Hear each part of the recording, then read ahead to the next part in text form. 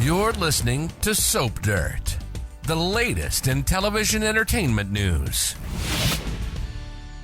Hey there, CBS soap opera fans. This is Soap Dirt on YouTube, and we have got your Young and the Restless week ahead promo. This is for scenes coming June 5th through 9th. There are 3 big scenes in the promo, and then we've got some analysis to offer you and some context based on the official Young and the Restless spoilers.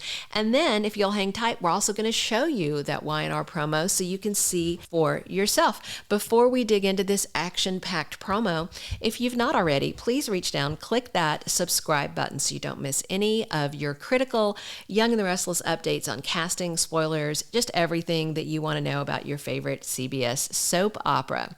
So, going into this week, we have got Scene 1, Kyle Abbott and Summer Newman. There is a confrontation going on between the spouses. They are at the Abbott mansion when Kyle demands to know, how long have you known that Phyllis was alive? Meanwhile, Summer's making that pouty face that I think we're all getting really tired of. It seems to be her solo expression these days. The second scene in the Young and the Restless promo is Victor and Adam talking at Society, and Victor says, you realize a move like that will put you in direct competition with Newman Media. Adam makes a tight little nod and says, exactly. In the third scene, we see Sharon Newman and Faith Newman. They are at the cottage she lives in at the ranch, and Faith is getting ready to leave, and Sharon says, stay close and be careful. Faith shouts back, I will, but then she walks out the door and she screams, terrifying Sharon, and we know exactly why it's happening. This is really a terrible thing that we just did a dedicated video about. All right. Now that you know what you're going to see in the promo, let's talk about what it all means and how it ties to the current known spoilers for the week. So this Kyle and Summer thing plays out like Tuesday and Wednesday, I believe, next week, which is June 6th and 7th. So already Kyle followed Summer up to the GCAC and he saw Phyllis there.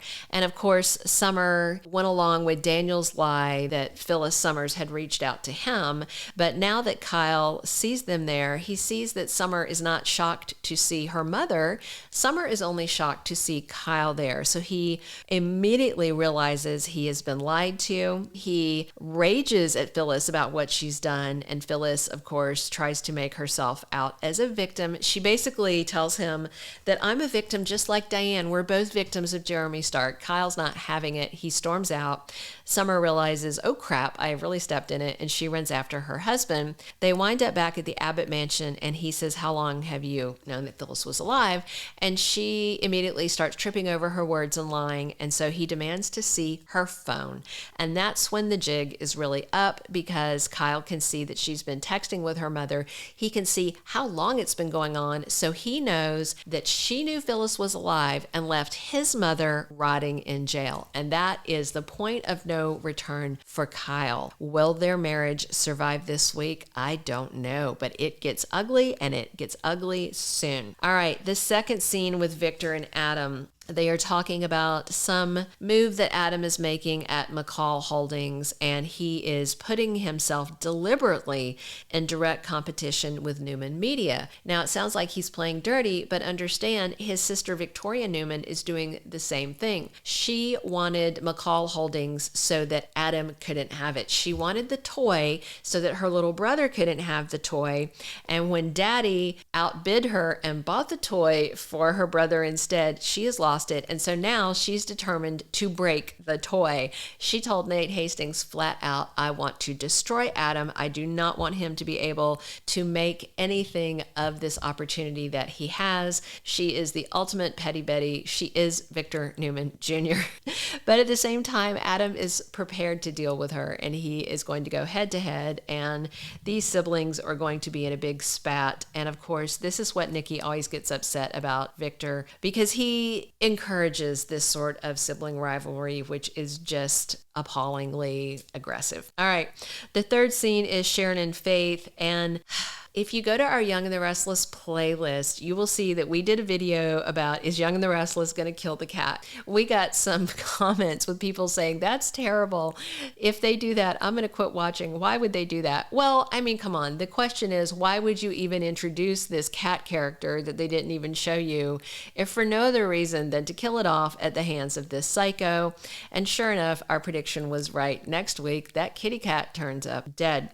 When Faith walks out the door, she finds her cat at the house and it is dead. It has been poisoned. And we'll see on Monday's episode that Kirsten snuck onto the ranch. He knocked out a security guard and stole their uniform. And so now he's able to come and go from the ranch at will. And he has poisoned the cat. That is the starting point for a setup because he wants to try and get Nick out of the way. Nick comes over to Kirsten's room at the GCAC and rages at him about poisoning the cat. Cameron's going to deny it. Nick gets really mad. He punches a wall. That leaves Nick with these busted up knuckles. Then, after Nick storms out hot under the collar, and I'm sure people are going to see him looking angry and with a swollen hand, well, Cameron injures himself, and then he goes down to the Genoa City Police Department and registers a complaint against Nick for assault. So it sounds like Nick is probably going to be arrested, even though Chance Chancellor knows how dangerous Cameron is and that he does like to frame Nick. It definitely looks like there's evidence of an assault, and that's really bad because Nick needs to be front and center to protect Sharon and Faith from Psycho CK, aka Cameron Kirsten.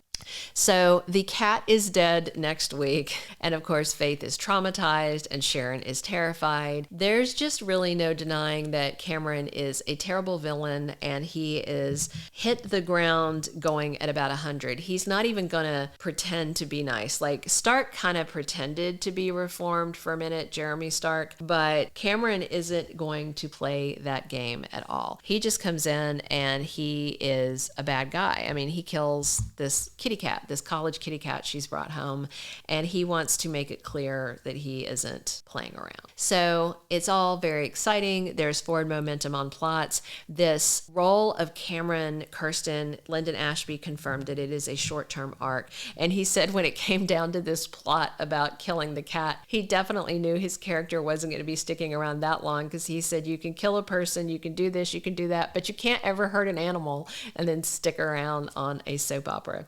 Hey, if you haven't already, click that subscribe button so you don't miss any of our Y&R spoilers and updates. And buckle up because we are about to show you the Y&R promo that we just talked about. Leave us a comment below and let us know what you're most excited to see next week and how horrified are you going to be about this poor dead kitty cat. Buckle up. Here's the promo. How long have you known Phyllis was alive? You realize that a move like that will put you in direct competition with Newman Media? Exactly. Stay close and be careful. I will.